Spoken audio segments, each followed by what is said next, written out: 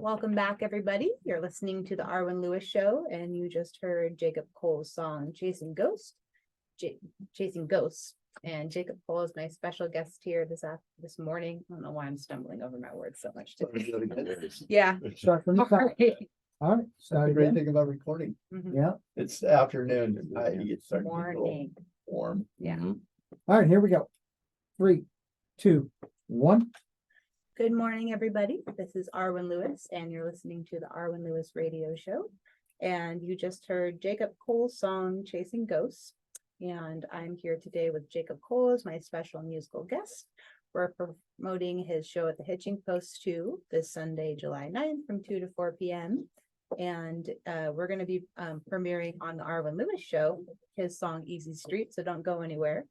And Jacob, I thought we could just wrap up by talking about what you enjoy most about performing live, and what do you hope your audience experiences when you perform, and what do you experience when you perform for a crowd? Right. Okay. So what I hope is that I'm able to create some kind of a connection. But every gig, as you know, is so different that if you can connect with 3 people at a dive bar that's super noisy, I feel like that's a win. Yeah.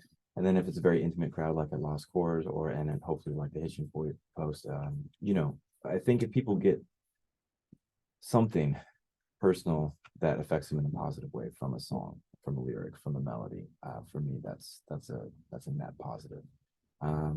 For me personally, what I get out of performing is, and this probably is something my therapist would tell me a lot about, but I get a kind of a release. Like I sometimes live and die by on for myself if it's a good show or not. Like it doesn't even matter to me. Like when people come up to you, it can be a little uncomfortable because your own personal inner critic is so strong, or at least mine is, that I'm living and dying by that inner critic versus what other people are saying. And I'm trying to get to a point where I can just have a release and just enjoy the moment and just have fun with it. And I'm learning how to do that slowly, but for me, it's processing a lot of stuff, processing a lot of past experience, I guess. I was going to use the word trauma, but that's kind of a loaded term, but like that is one part of it, I'm exercising a lot of things when I'm playing, and I'll go into a place like if I've had a rough week, or I'm having something going on in my personal life, or I'm just reliving some things. It's working things out, and music for me was always a cathartic experience. I was just going to say that. Yeah. And it still very much is, but I'm trying to, as I get older, I know that you can't sustain that in your life. Like, like God forbid, if I couldn't play music anymore, I don't know what I would do for I don't know, just like feel good about being on this world. So like for me, I have to figure out things that make me happy in other ways. Like I love to explore photography or, insert activity.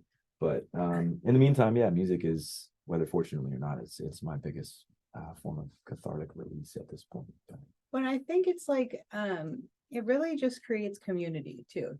Whether you're playing in a dive bar, or if you're at the Libero Theater, Yeah, or if you're at Lollapalooza, Yeah. Lost Chord, or what's that place, the Wicked Shamrock? the Wicked Shamrock, yeah. Yeah. But wherever you are, people are there to hear music and have this cathartic experience. And I also think it really represents freedom, right? And because like artists, you as the artist, I don't know if you agree with this, but you're able to express yourself however you want to, without any rules, basically, as long as you're following the rules of music, through that language. And I think that's an important element of community in general that we need to maintain. That's a great word to use, community. Yeah, I think that's something I'm learning too. But yeah, you through your own, whatever it is that you're working out, there's always going to be somebody. There is always somebody in your audience who's working out something too. It might not be something that even you relate to, but they are working out something. And if you're your authentic self, at least you're giving them something, I think. Yeah, and they also, everybody sees something different in art and music. And Totally. Anyway, we're running out of time, so I'm gonna wrap up the show. Thank you so much, Jacob, for coming on. Yeah, pleasure. Thanks for having me. Thanks for performing live. And you didn't catch this in the beginning, you can hear Jacob Cole this Sunday at the Hitching Post 2 in Buellton, California from 2 to 4 p.m. I'm Arwen Lewis, and you're listening to the Arwen Lewis Radio Show. And if you would like to find Jacob, you can find him on Instagram and TikTok under the Jacob Cole, Spotify, Jacob Cole, and at jacobcolemusic.com. And we're going to take you out and premiere on the Arwen Lewis Show his song Easy Street. So thanks for listening and thank you, Jacob, so much. Thanks for having me. You clear? Thank you. Cool. Good job. Right Yeah, on. it's So High five, nice. yeah. Yeah. High five. Very Thank you very much. Good interview. Lovely. Sorry This about is my- an interview and meeting new people. It's Thank just you what else for all could the you- help. By the way, too. Yeah. That was fun. No, I like it. Like, I think it's just I'm tired from work.